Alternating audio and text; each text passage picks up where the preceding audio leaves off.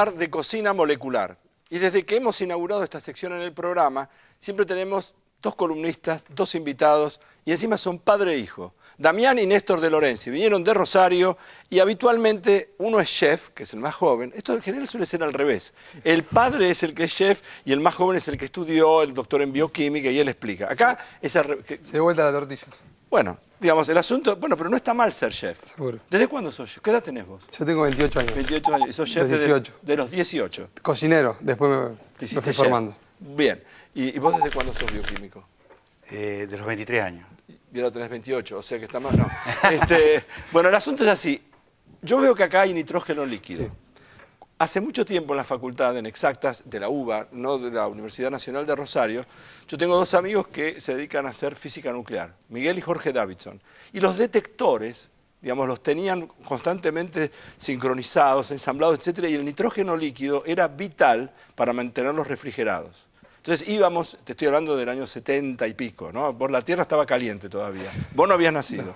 Y había que custodiar el nitrógeno líquido. Íbamos y buscábamos, había que levantar unos tanques pesadísimos. ¿Querés contar qué es lo que vas a hacer vos y él después explicar por qué? Seguro. Yo voy a realizar un helado, porque Vas a realizar un helado. Sí. ¿Cómo se dice? una especie, no es un helado, porque si no los heladeros me estarían matando ahora. Ajá. Un cremoso, porque esto va a congelar rápido y con ayuda de un batidor lo voy a generar con la ayuda del nitrógeno líquido. En este caso tengo arroz con leche. Preparé un arroz con leche tradicional, Sí, le saqué el arroz, lo filtré, sí. le puse un poquito de azafrán para que tenga color y con ayuda de un batidor voy a trabajar.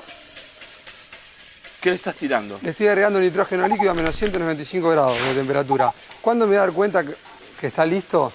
Cuando con el batidor se me vaya generando más difícil el batido, me voy a dar cuenta que se va realizando este cremoso de arroz con leche. Pero, cremoso de arroz con leche, pero el arroz no está más. El arroz no está más, el sabor está en el líquido. Porque Ajá. hice un arroz con leche, el arroz está acá, Bien. está inflado, ¿Puedo preguntarle a Néstor qué pasa? totalmente. Néstor, ¿qué pasó? ¿Por qué funciona así el nitrógeno líquido ahí? Pensemos en lo siguiente. Un líquido a una cierta temperatura Hierve. constante hierve y pasa a vapor o gas. Bien, Por ejemplo, el agua hierve a a 100 100 grados. grados centígrados, ¿no es cierto? Muy bien. Si nosotros colocamos cualquier cuerpo en agua en ebullición, va a tomar una temperatura de 100 grados centígrados. Perfecto. El nitrógeno líquido es nitrógeno extraído de la atmósfera. Pensemos que más del 70% de la atmósfera es nitrógeno, 21% de oxígeno. Sí. La mayoría de la atmósfera como gas es nitrógeno. Ese nitrógeno la industria lo compacta y lo lleva a líquido. Y lo enfría. Lo enfría y claro, para que pase a líquido y lo vende comprimido. Y después lo distribuye en unas bombonas. Ahora pensemos en lo siguiente, si ese punto de ebullición está a una temperatura muy baja, menos 195 grados centígrados, Sí. y nosotros lo ponemos en contacto con un cuerpo, Sí. el cuerpo va a tomar aproximadamente esa temperatura. Entonces es un método de enfriamiento muy rápido. Muy rápido. El nitrógeno líquido se utiliza en el ambiente científico para miles de cosas, inclusive Sí. para la resonancia magnética. Sí.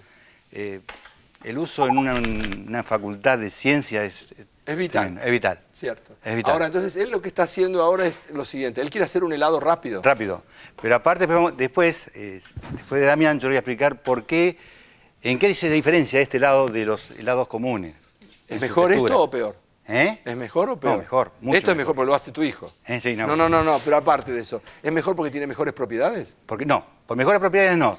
Por la textura, por mejor textura. Ah, pero ya entramos en una cuestión de gusto. Porque A ver. el terror, ¿cuál es el terror de los heladeros? No sé. Los cristales de hielo. Ah, para que... Hace muchos años atrás, cuando no había tantos preparados, Sí.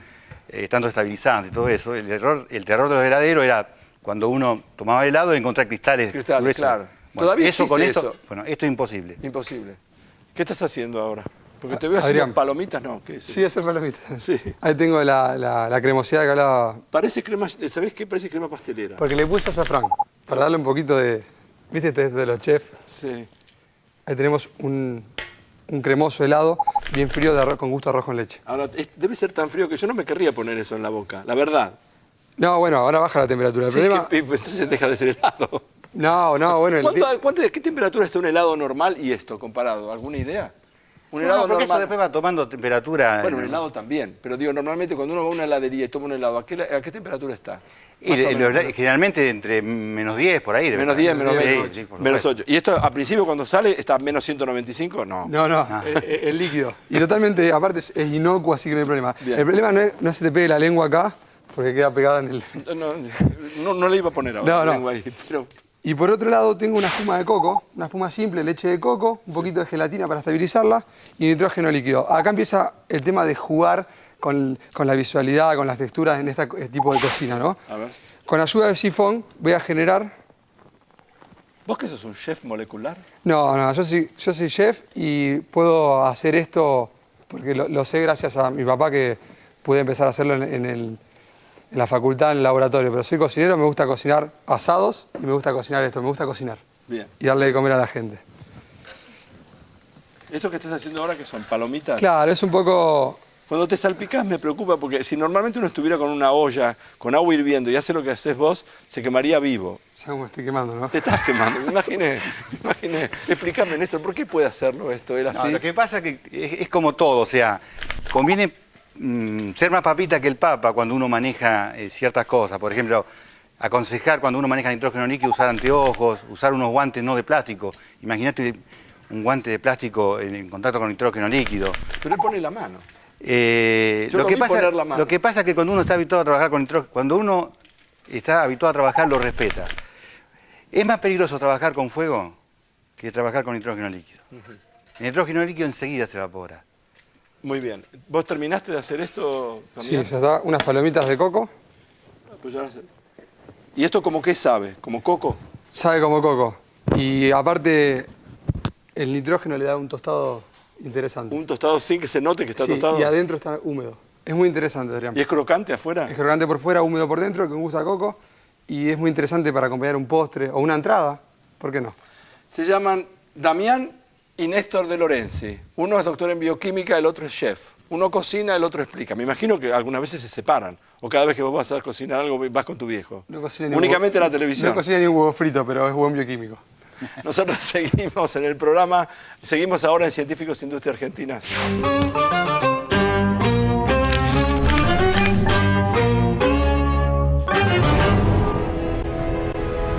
Año 2149.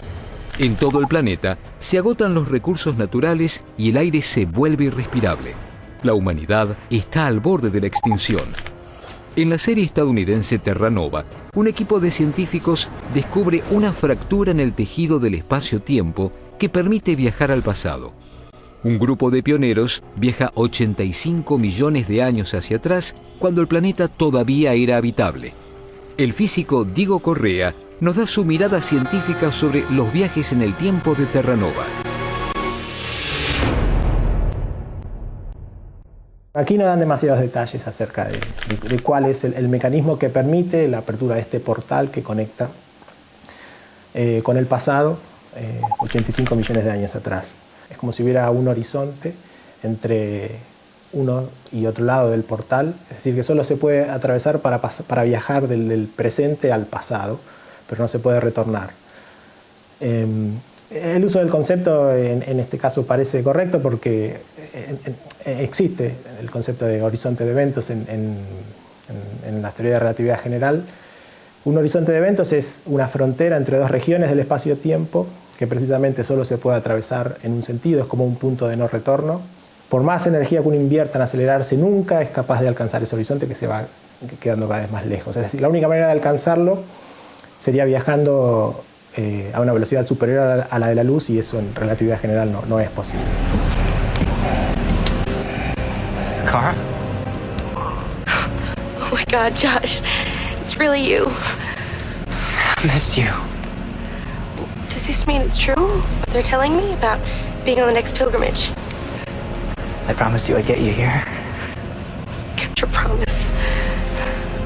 En esta otra escena vemos que sí, se están intercambiando información en ambos sentidos, desde el presente al futuro o desde una región a la otra, o sea que en principio es posible, pero sí tendría que tratarse de otro tipo de portal o de otro tipo de canal de comunicación entre las dos regiones del espacio-tiempo que permita que la información viaje en ambos sentidos.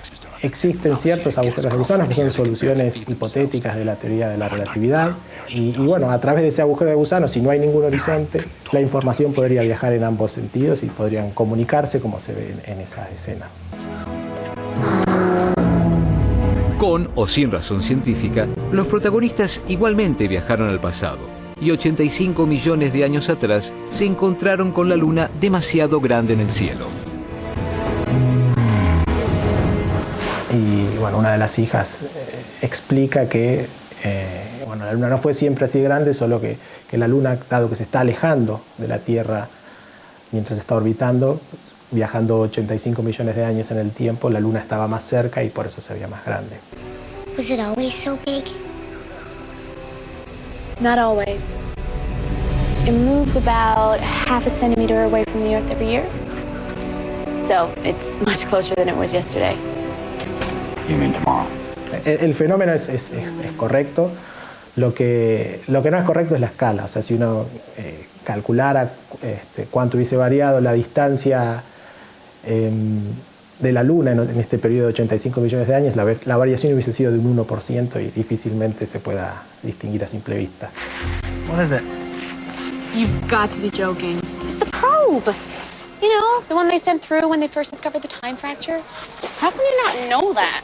Pero sí es interesante lo de viajar en el tiempo, es interesante el ejercicio de plantearse cómo era la Tierra hace 85 millones de años y, bueno, no sé, al menos la pasé bien viendo los capítulos que vi. This is what we're fighting for, Jim. A new beginning for all of us. No te vayas, porque después de la pausa llega un nuevo planteo matemático del profesor Paenza y conmemoramos los 200 años del éxodo jujeño.